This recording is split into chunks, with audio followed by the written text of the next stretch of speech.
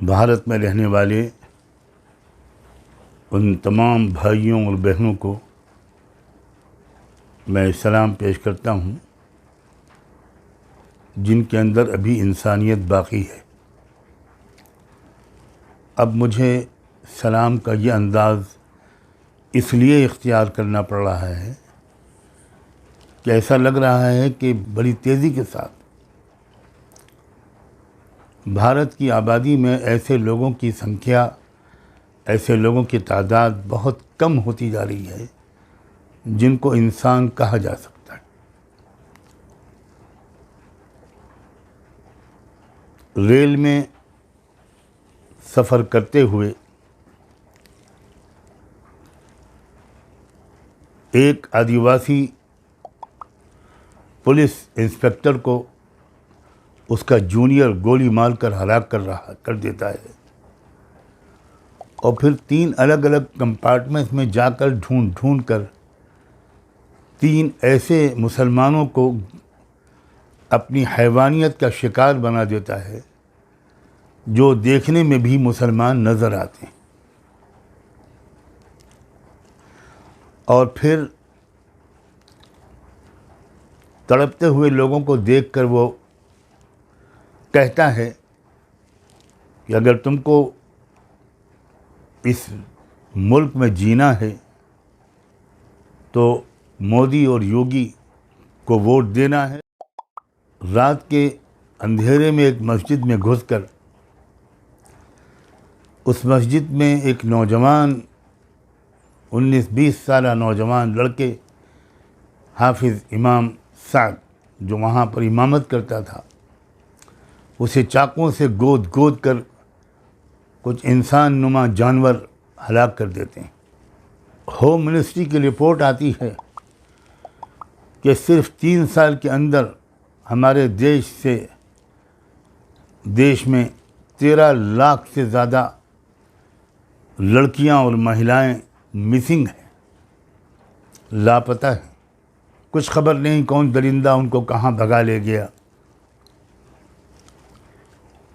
कुछ खबर नहीं कौन सी लड़कियां जानबूझकर अपना घर छोड़कर चली गई, किनको किडनैप कर लिया गया, किनको रेप करके मौत के घाट उतार दिया गया। क्या अब भी हम नहीं जागेंगे? अब भी हम हिंदू मुस्लिम करते रहेंगे? अब भी हम इलेक्शन का खेल खेलते रहेंगे?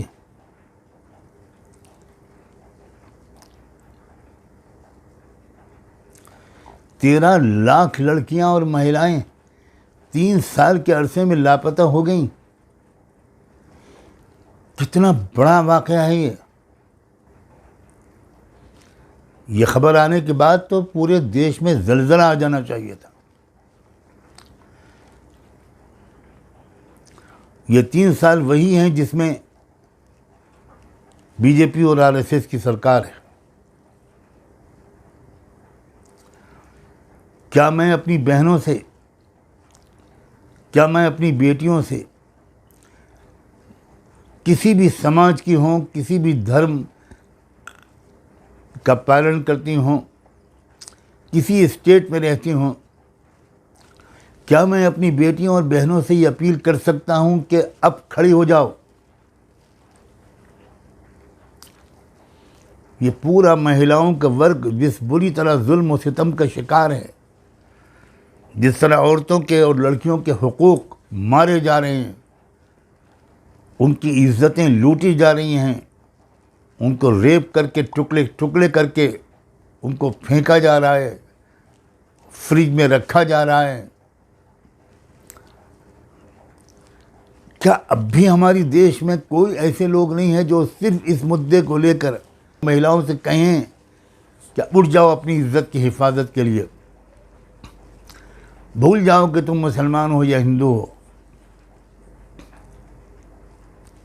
तुम सिख हो, तुम क्रिश्चियन हो, तुम एमपी में रहती हो या मणिपुर में रहती हो, दिल दर्द से फटा जा रहा है। अब मैं अपील करता हूँ मैं आदिवासी तमाम संगठनों से अपील करता हूँ, अलग आप लोग सब काम कर रहे हैं। अब आप सोचिए ज़रा, ये 3 मुसलमानों को और एक पुलिस ऑफिसर को जो आदिवासी था, ट्राइबल था, उसको गोली मार देता है एक शख्स।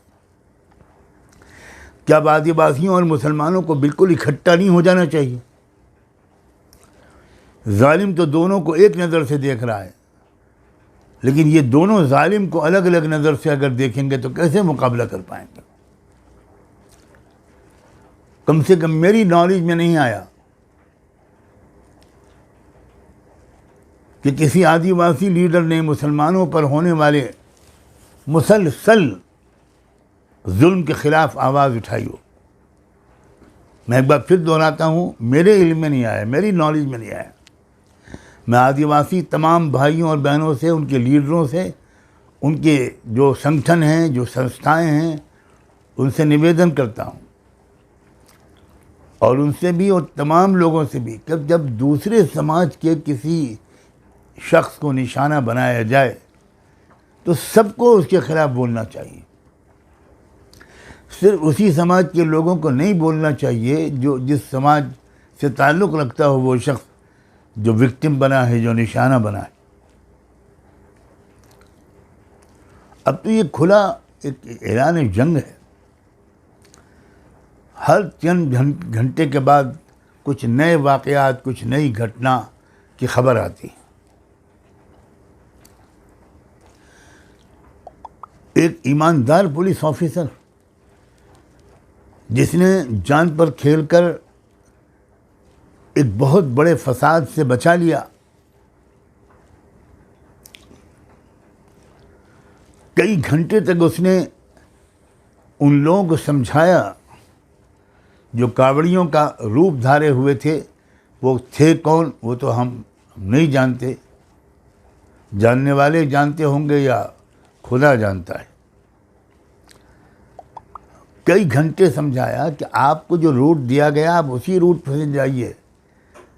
उन्होंने जानबूझकर वो रूट छोड़ा और उस रूट पर आए जहाँ मुस्लिम आबादी थी, और एक मस्जिद के सामने वो ज़ोर ज़ोर से डीजे बजाने लगे और नारे लगाने लगे। इस नाजुक इस सूरत हाल को भी उस इलाके के एसपी या एसएसपी ने बड़ी समझदारी के साथ, बहादुरी के साथ संभाला और मैनेज किया। और वो लोग नहीं माने तो बहुत हल्का सा बल प्रयोग किया, लाठीचार्ज किया। कोई और ऑफिसर होता या वहाँ कावड़ियों की जगह पर मुसलमान होते या कोई और होता तो गोलियों से 10-20 लोगों को भून दिया गया होता, सैकड़ों लोग ज़ख्मी हो गए होते। और पुलिस ऑफिसर की इस ईमानदारी का इनाम उसको ये मिला, उसका ट्रांसफ़र कर दिया गया। क्या हो रहा है हमारे देश में, और ये क्यों हम लोग सब खामोश बैठे हैं? हमारे दलित भाई और बहन, मैं एक बार फिर कहता हूँ कि मुझे किसी शेड्यूल कास्ट के लीडर की तरफ से कोई बयान सुनने और देखने को नहीं मिला। हो सकता है कि मेरी जानकारी की कमी हो। वो यूपी की घटना हो, हरियाणा और मेवात की घटना हो, ट्रेन की घटना हो, जयपुर बॉम्बे एक्सप्रेस की, या कोई वाक़या हो, सबको बोलना चाहिए। अपने गुस्से का, अपने गम का इजहार करना चाहिए, और मिलजुल कर एक कोशिश शुरू होनी चाहिए। वी आर टू लेट, हम बहुत ज़्यादा ताख़ीर हो चुकी है।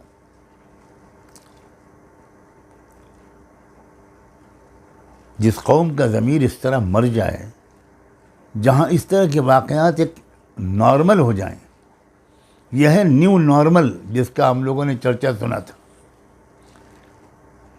यह है न्यू इंडिया, और अब तो इंडिया कहना भी मुश्किल है। यह है नया भारत, इसका निर्माण करना चाह रहे थे हमारे संघ परिवार के लोग। और भारत सरकार के लोग।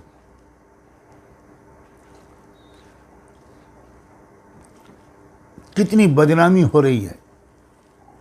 हम जिस भारत में पैदा हुए थे ये वो भारत तो नहीं है, बहुत बदल चुका है, बहुत बिगड़ चुका है।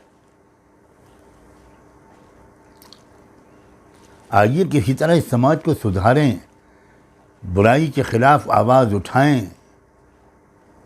मैं तमाम शेड्यूल्ड कास्ट के लीडर्स को, आदिवासी लीडरों को, उन तमाम संस्थाओं के सरबराहों को,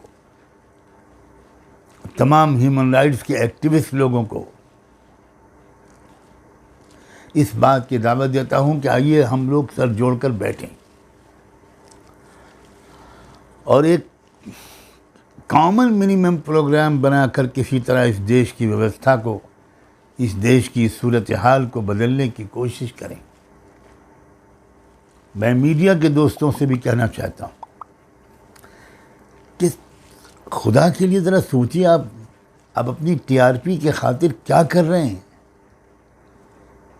कितना जहर फैला दिया आपने।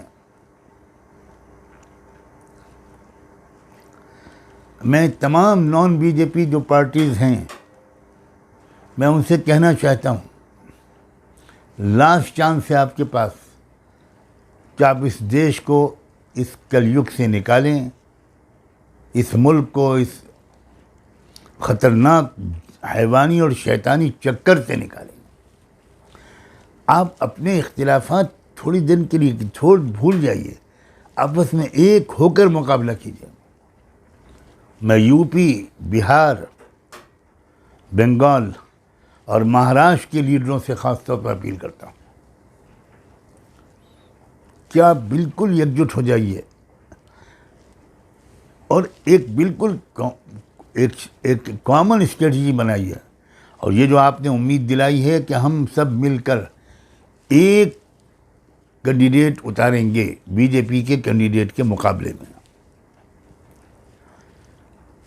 एक ये कदम आपने अगर उठा लिया तो आप भारत के इतिहास में आपके नाम गोल्डन वर्ड से लिखे जाएंगे। हालात बहुत बेहतरी की तरफ चले जाएंगे। ये आप ज़रूर कदम उठाइए, ज़रूर कदम उठाइए। करोड़ों आवाम की तरफ से, कमज़ोरों और मज़लूमों की तरफ से, दबे कुचलों की तरफ से, scheduled caste, scheduled tribe, OBCs, minorities, सब की तरफ से मैं आपसे ये हाथ जोड़ के दरख्वास्त करता हूँ। मुझे उम्मीद है कि आप इस पर ध्यान देंगे। मैं आखिर में एक दो बातें और कहना चाहता हूँ। मेरी जानकारी में नहीं है कि अभी तक रेल मंत्री ने कोई कदम उठाया है, कोई ऑर्डर पास किया है या कोई स्टेटमेंट दिया है आरपीएफ के इस खूंखार दरिंदे को कानून के अंदर लाने के सिलसिले में। क्या चार्जशीट बनेगी, कौन सी एफआईआर दर्ज की गई है और किन धाराओं में आईनी गवाहों के साथ इस केस को लड़ा जाएगा ताकि कैपिटल पनिशमेंट से कम इस दरिंदे को कोई सज़ा न मिले भारतीय कानून के मुताबिक। मैं फिर कह रहा हूं कि मेरी जानकारी में नहीं, हो सकता है कि उन्होंने कोई बयान दिया हो और मेरी नज़र से अभी न गुजरा। इसी तरह होम मिनिस्टर साहब, उनका भी कोई बयान मेरे सामने नहीं आया। मैं ये उम्मीद नहीं करता कि इतने एक्टिव हमारे होम मिनिस्टर, अभी तक उन्होंने कोई इस सिलसिले में साफ बयान जारी न किया हो। लेकिन मैं सिर्फ ये कह रहा हूँ कि मुझे अभी उनके किसी बयान के बारे में जानकारी नहीं मिली। दुआ करता हूँ और उम्मीद करता हूँ कि उन्होंने कोई बयान और कोई इंस्ट्रक्शंस जारी कर दिए होंगे। फिर इससे भी आगे बढ़कर इस खूंखार दरिंदे ने दो नाम लिए, हमारे मुल्क के रिस्पेक्टेड प्राइम मिनिस्टर का और उत्तर प्रदेश के ऑनरेबल चीफ मिनिस्टर का। यकीनन इन दोनों ने कोई बयान जारी किया होगा कि हमारा कोई ताल्लुक इससे नहीं है, हमारी कोई जिम्मेदारी नहीं है और हम स्ट्रांगली कंडेम करते हैं और इसको हम लाएंगे, इंसाफ के नीचे कानून नाफिज होगा। हमारे उत्तर प्रदेश के चीफ मिनिस्टर तो एक धार्मिक रहनुमा भी हैं, उनसे भी यकीनन मुझे ये उम्मीद है। प्राइम मिनिस्टर तो एक इंटरनेशनल शख्सियत हैं। मेरी जानकारी में अभी तक नहीं आया। मैं इंतज़ार भी कर रहा हूँ, दुआ भी कर रहा हूँ। और अगर आप में से किसी को कुछ मालूम हो कि हमारे दोनों इन बड़े लीडरों ने, प्राइम मिनिस्टर ऑफ इंडिया ने और चीफ मिनिस्टर ऑफ यूपी ने, कोई बयान जारी किया है, कोई कदम उठाया है, तो मुझे ज़रूर मुत्तला करें। ये अजीब अफसोस की बात है, 3 मुसलमान बेगुनाहों को जो बेचारे ट्रैवल कर रहे थे, सफ़र कर रहे थे, न कोई जुलूस में थे, न कोई जलसे में थे, न बोल रहे थे, न कोई प्रोटेस्ट कर रहे थे, उनको गोली मार दी गई। तो इन दोनों को तो बहुत खुलकर सामने आना चाहिए कि ये हमारा नाम लेकर बदनाम किया गया है हमको। हम किसी कीमत पर इसको बर्दाश्त नहीं करेंगे। अगर इन दोनों ने बयान जारी कर दिया है तो मैं वो बयान सुनना और देखना चाहूँगा, और मुझे उम्मीद है कि उन्होंने जारी कर दिया होगा। लेकिन अगर नहीं किया तो मैं इस पर अपने ताज्जुब ही को ज़ाहिर कर सकता हूँ और ये रिक्वेस्ट कर सकता हूँ कि विदाउट एनी फर्दर डिले, मज़ीद ताख़ीर किए बग़ैर, ये दोनों लीडरान इस बात को कंडेम करें। कितनी हैवानी गैर कानूनी हरकत इन दोनों का नाम लेकर की गई है। एक नाम और सुनाई पड़ रहा है उस वीडियो में, ठाकरे। मेरी समझ में नहीं आ रहा इससे कौन से ठाकरे मुराद है। क्या अगर उद्धव ठाकरे जी मुराद हैं, क्योंकि ये महाराष्ट्र में घटना हुई है, तो अगर ये उद्धव ठाकरे मुराद हैं तब तो उद्धव ठाकरे को तो खुलकर सामने आना चाहिए, उनको प्रेस कॉन्फ्रेंस करनी चाहिए और स्टेट का मसला है तो स्टेट को बहुत ज़ोरदार अंदाज से इस शख्स के ख़िलाफ़ एक मर्डर का केस चलाना चाहिए, सारे सबूत सामने रखने चाहिए। ये ज़िम्मेदारी है स्टेट के चीफ मिनिस्टर की भी और स्टेट के एक बड़े लीडर मिस्टर उद्धव ठाकरे की भी। बस मैं इसी पर अपनी बात को मुकम्मल करता हूँ। आप सब ने मेरी बात सुनी, इसका बहुत बहुत शुक्रिया। खुदा हाफ़िज़।